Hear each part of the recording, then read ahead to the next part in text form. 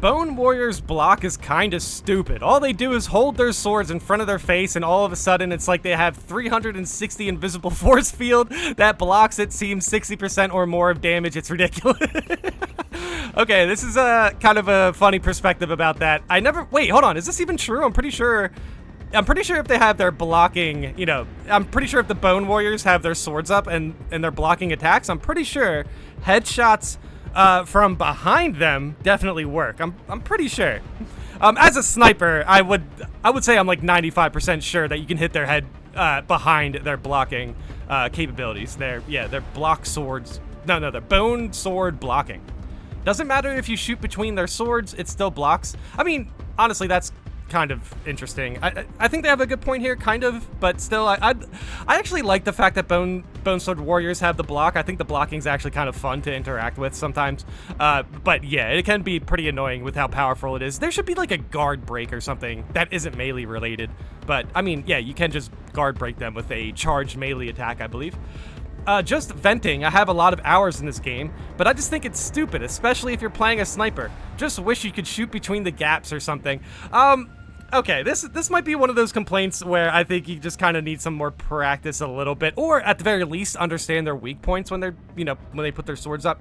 Obviously, this guy is fine. He says it himself. He's just venting, and I do think he has a pretty funny point here to make as far as how effective the Bone Sword block really is. It can definitely feel like it blocks like all of the damage.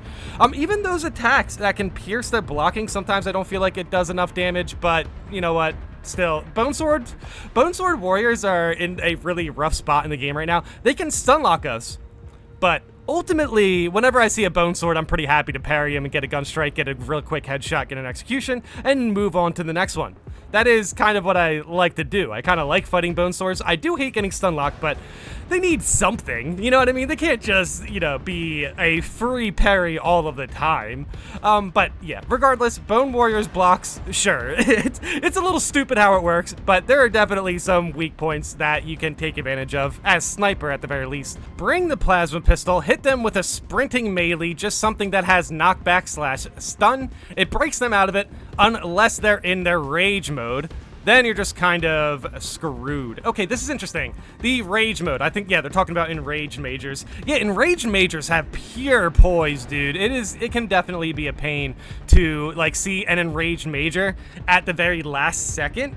Get that effect, get the poise effect from being enraged. And sometimes I get caught with just swinging too many melee attacks at them, and they just poise through it and just smack you right in the face. Honestly, yeah, this is actually some pretty good advice, though, as far as the sprinting melee. I feel like sprinting melee attacks are one of the most underappreciated melee openers. I think you should 100% open up most melee encounters with a sprinting melee. I feel like it stuns more things than it doesn't. But yeah, the plasma pistol here is also kind of an interesting point to make. Bring the plasma pistol is all they really pointed out. The plasma pistol is really, really good. And I do think the plasma pistol is good at getting your contested health back, even with the nerf.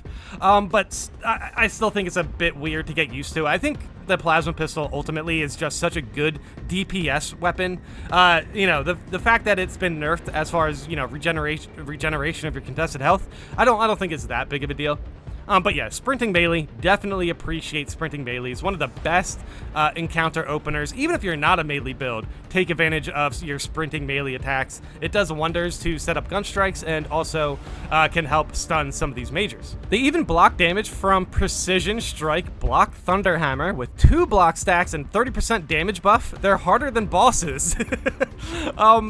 Actually, this is kind of an interesting point also. Yes, majors can 100% block Thunderhammer slams. They can block all the ground slams, I'm pretty sure, for the Assault class.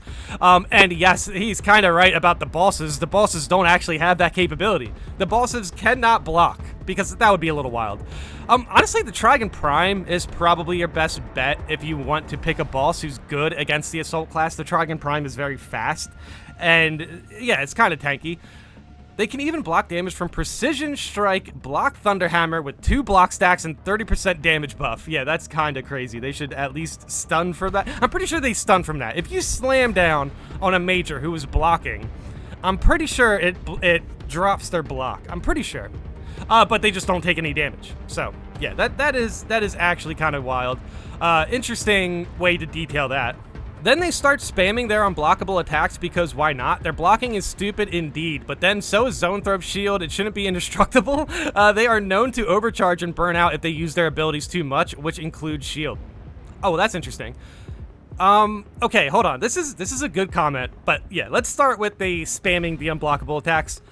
A Bonesword's unblockable attack has to be one of the easiest attacks to perfect dodge in the game. You can potentially accidentally perfect dodge those attacks if you're like dodging away from them. And yeah, sometimes you just have to kind of backtrack and get the gun strike and then continue rolling away. But yeah, the unblockable attacks from Boneswords are very, very easy to perfect dodge. But yes, if you see multiple unblockable attacks from Boneswords, be careful because that's going to stun lock you to death 100%. Okay, so the Zoanthrope shield, it shouldn't be indestructible. I think that's kind of interesting. As far as the overcharge, like I like the idea of this. The theory is like the Zoanthrope puts up the shield, right? Let's say you put in a lot of damage. Well, that Zoanthrope is going to have to use more energy to continuously keep the shield up because you are slowly breaking it down, potentially. Or at the very least, they still have to keep the shield up just to keep it stabilized. Regardless, the consistent DPS from your gun into that shield should put it into a position where it does essentially overcharge and burn out. That would be a very cool mechanic. I kind of am disappointed they missed something like that because I have to admit, the indestructible shield of the Zoanthrope can definitely feel a little bit rough as far as team synergy. If you have some teammates who just can't reach the other Zoanthrope, but you see one of the Zoanthropes they are engaging with has the shield, and you can't hit the other Zoanthrope either, you're in a rough spot. But still, I still think Zoanthrope shields are fine. I'm back to playing sniper, so Zoanthropes aren't a problem for me anymore. But yeah, I understand people are still frustrated with Zoanthropes. I think we got pretty good at taking them out as a collective, though, to be completely honest.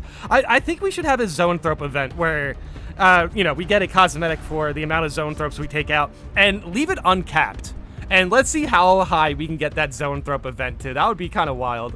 I think oh yeah, by the way, just for reference, since I mentioned the event, I think we hit 800,000 Trigon Prime kills when we did that event. So with something like Zoanthropes, I think we could hit something like 2 million easily. That would be wild. On the Tyrannid version of Reddit, they're calling fencing weapons OP because all they do is swing knife up and it stun locks, whips, swords, claws, whatever. Even if you set up behind them. Well, okay, I wouldn't call it a stun lock. It's definitely a stun, though. It's a stagger. It's not a stun lock, it's a stagger. But this is kind of funny. Is this guy kidding, or is there really some sort of, like, Tyrannid sub where they, like, roleplay Tyrannids or something? Because that's definitely, yeah, that is 100% heresy, right? Anyway, whatever, let's continue. It's like one button press, and it's like an automatic 360-degree win button for Marines. Yeah, honestly, this is a pretty good point as far as parry goes for the 360 point about this. Yeah, the original poster pointed out that the blocking was 360 degrees, but we have a 360-degree parry. So, boom. Balanced. Almost like it doesn't have to make perfect sense for the video game to work.